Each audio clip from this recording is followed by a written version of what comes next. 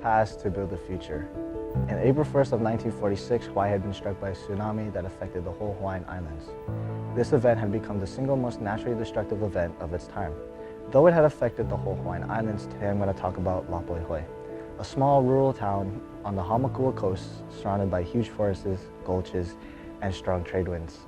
Today we have the privilege of interviewing one of the survivors present on that day. And here are their stories and how that event had shaped Lapuehoi to what it is today. Aloha.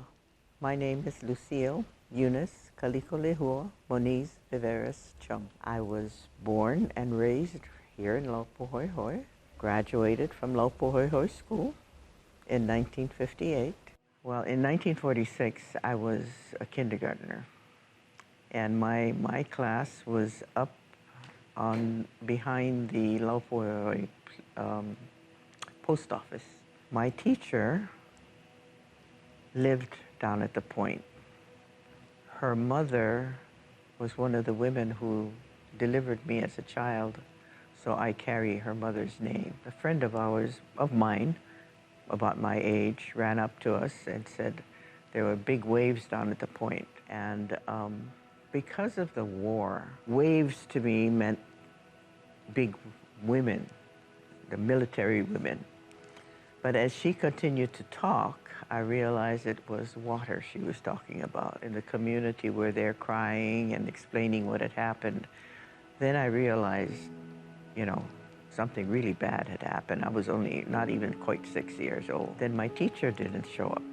That made me scared because I knew where she lived. When she finally came up, hours later, she said that her mother had been washed out to sea and her nephew.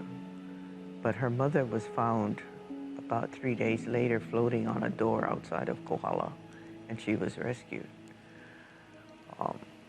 Her nephew was never found.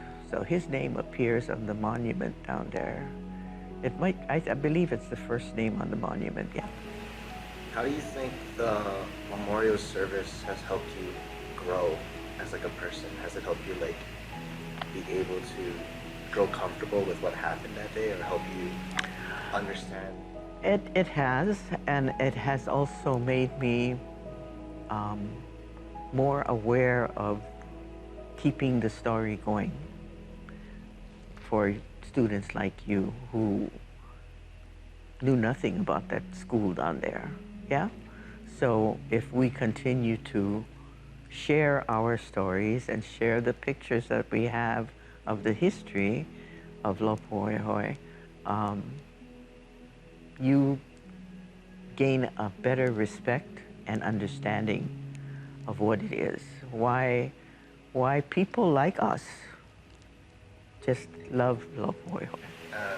How do you think the 1946 tsunami helped shape Lapuehoi to what it is today? I think it showed the resilience of the people and how we all take care of one another. There is much love, respect,